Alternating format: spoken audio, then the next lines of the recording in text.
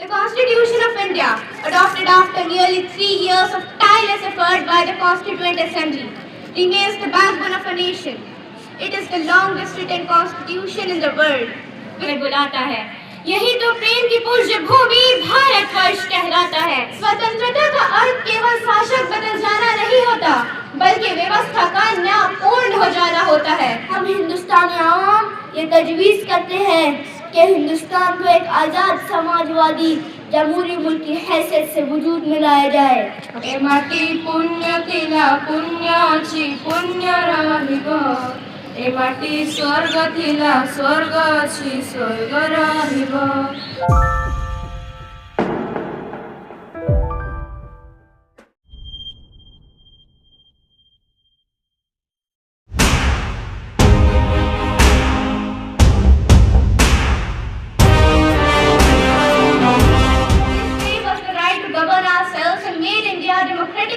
Where every citizen is treated equally. The Constitution of India, adopted after nearly 3 years of tireless effort by the Constituent Assembly, remains the backbone of a nation. It is the longest written constitution in the world, with 448 articles, 12 schedules, and 105 amendments. It guarantees fundamental rights such as the right to equality, freedom of speech, and education, while also emphasizing our fundamental duties to uphold the unity and integrity of the nation. Republic Day is important because it marks the day when India became a republic. Today, as we face challenges like inequality, poverty, and climate change, the values of our Constitution, justice, liberty, equality, and fraternity guide us to do what is right and work for the better of our country. While we have made tremendous progress, emerging as the world's fifth largest economy, a leader in space exploration with achievements like Chandrayaan-3 and a champion of global diplomacy, there are still challenges to address. Issues like inequality, poverty, and climate change demand a collective effort and determination. Republic Day is also a time to remember the sacrifices of our freedom fighters. Their hard work and education gave us the free and democratic India we live in today. Today, as we watch the national flag being unfurled and the parade showcasing India's culture and military strength, let us also think about our roles as citizens, whether it's helping others, protecting the environment, or working for the welfare of our country. Every effort counts. Let's promise today to respect the values of our Constitution, stay united as a nation, and do our part in making India stronger and better. Thank you, and once again, a very happy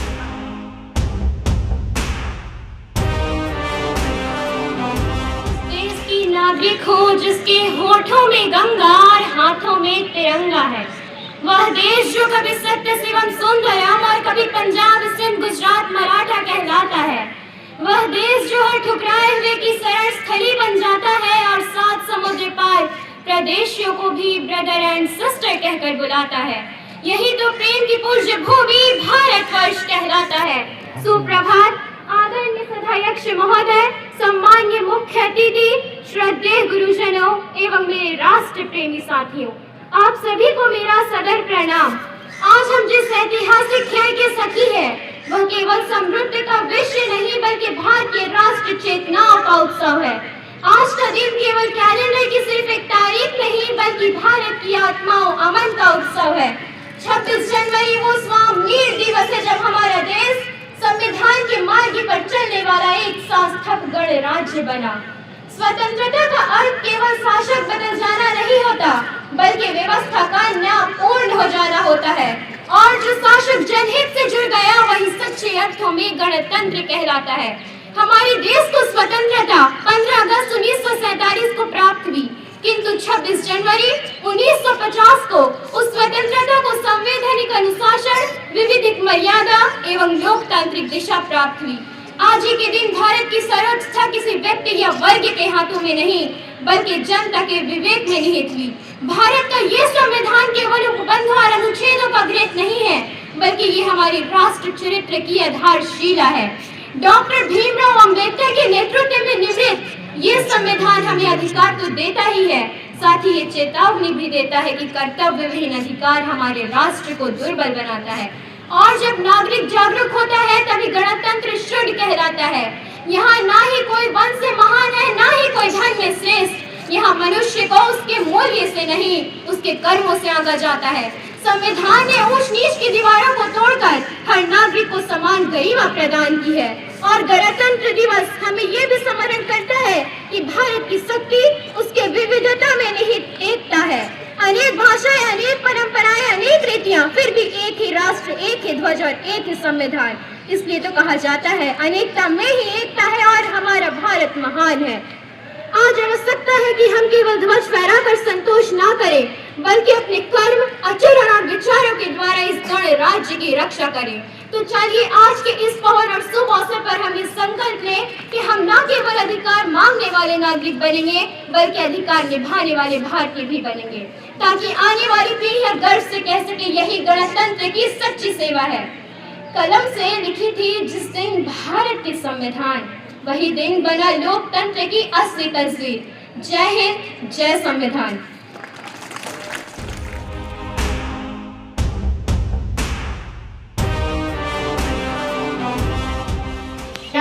मेहमानान गिरामी और मेरे प्यारे साथियों, अस्सलाम वालेकुम व रहमतुल्लाहि व बरकातुहू। आज मैं आप सबके सामने जश्न यौम जमहूरिया के उन्वान पर लफ्ज़ शायरी करने जा रहा हूँ। हर साल 26 जनवरी को यौम जमहूरिया पूरे हिंदुस्तान में भरपूर जोश व खरोश के साथ मनाया जाता है। स्कूलों और कॉलेजों में कौमी परचम लहराए जाते हैं। मुल्क भर में सकाफती तक़रीबात मुनक़्क़द करवाई जाती है। खुसूसन नई दिल्ली में राजधानी होने की वजह से हमारे मुल्क में बड़े पैमाने पर इस दिन को हुकूमत की तरफ से कौमी त्यौहार के तौर पर मनाया जाता है। इंडिया गेट पर सदर हिंद के हाथों पर सरकुशाई होती है और वजारत दिफा के तहत एक शानदार परेड का एहतमाम किया जाता है, जिसका इनकाद सदर के जरिए होता है। इसके अलावा शहीदों का खिराज अकीदत पेश किया जाता है। 21 तोहफों की सलामी, कौमी परचम कुशाई और कौमी तराना गाया जाता है। इस मौके पर बहादुर सिपाहियों और बाहिम्मत शहरियों को परमवीर चक्र और अशोक चक्र जैसे इनामात से नवाजा जाता है। अजीज साथियों, यौम जमहूरिया मनाने का असल वजह हमारे दस्तूर का निफाज है। वही दस्तूर जिसे दुनिया का सबसे बड़ा दस्तूर होने का शर्फ हासिल है, जिसके इब्तदाई हिस्से में लिखा गया है, हम हिंदुस्तानी आवाम ये तजवीज़ करते हैं कि हिंदुस्तान को एक आज़ाद समाजवादी जमहूरी मुल्क की हैसियत से वजूद में लाया जाए, जिसमें तमाम शहरियों के लिए समाजी, सियासी, माशी, आज़ादी राय, इनफराद तशख़्ख़ुस और एहतराम को यकीनी बनाया जाएगा और मुल्क की सारी महत्वबुद्धी को कायम मदाई में रखा जाएगा। हमारा वतन अजीज आज़ादी की लड़ाई सन 1947 ईस्वी में ही जीत गया था, मगर अभी ये एक जमहूरी रियासत नहीं बना था। लगभग 3 साल की मेहनत के बाद डॉक्टर राजेंद्र प्रसाद, डॉक्टर सच्चिदानंदन और डॉक्टर भीमराव अंबेडकर की सरपरस्ती में हमारा दस्तूर तैयार किया गया। 26 नवंबर सन 1949 ईस्वी को आईने हिंद लिखकर महफूज किया जा चुका था, मगर अभी इसे नाफिज नहीं किया गया था। इसके लिए 26 जनवरी सन 1950 ईस्वी का दिन को चुना गया। इसी दिन 1930 ईस्वी में इंडियन नेशनल कांग्रेस ने पूर्ण स्वराज यानी नो आबादियाती हुकूमत से आज़ादी का ऐलान किया। लिहाजा नए दस्तूर का हिंदुस्तानी आवाम से इसी दिन मुतारिफ करवाया गया और साथ ही इस पर अमल दरामद शुरू किया गया। इसी दिन हमारा मुल्क खुद मुख्तार जमहूरियत बना। मुहतरम सामिईन, जमहूरियत एक तर्ज हुकूमत है जिसके मुतअल्लिक़ साबिक़ अमेरिकी सदर अब्राहम लिंकन कहते हैं, जमहूरियत आवाम की हुकूमत है, आवाम के जरिए आवाम के लिए। जब बात हिंदुस्तानी जमहूरियत की हो तो सेकुलर लफ्ज़ को नज़रअंदाज नहीं किया जा सकता। सन 1971 ईस्वी में इंदिरा गांधी ने सेकुलर लफ्ज़ को हिंदुस्तानी दस्तूर में शामिल किया।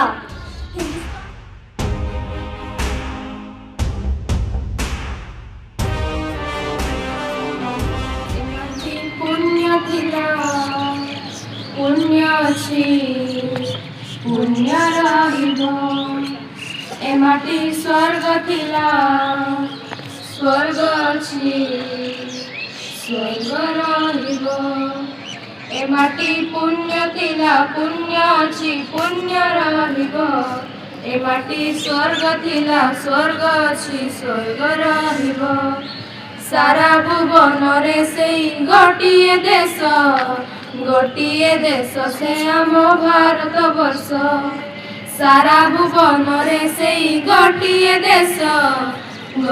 देश से आम भारत वर्ष ए माटी धर्म थिला ए माटी धर्म थिला धर्म अछि धर्म रहिब ए माटी पुण्य थिला पुण्य अछि पुण्य रहिब डाले डाले सुना पक्षी बांधिछि बसा सिली सिलिया मिठा पवन कहुछि कथा डाले डाले फूल फुटी दिए महक कोइली करे कुहू करा बई डाक ए माटी सुना थिला ए माटी सुना थिला सुना अछि सुन रहिब ए माटी पुण्य थिला पुण्य अछि पुण्य रहिब कुळु कुळु बही जाए झरणा नई सबुजता ने देइछि निशि शीतल छाई गिरि पर्वत जार मुकुट परी मथार तार कांति शोभा बढ़ेई करी ए माटी धर्म थिला ए माटी धर्म थिला धर्म अछि धर्म रहिब ए माटी पुण्य थिला पुण्य अछि पुण्य रहिब ए माटी स्वर्ग थिला स्वर्ग अछि स्वर्ग रहिब ए माटी पुण्य थिला पुण्य अछि पुण्य रहिब ए माटी स्वर्ग थिला स्वर्ग अछि स्वर्ग रहिब ए माटी स्वर्ग थिला स्वर्ग अछि स्वर्ग रहिब। Thank you.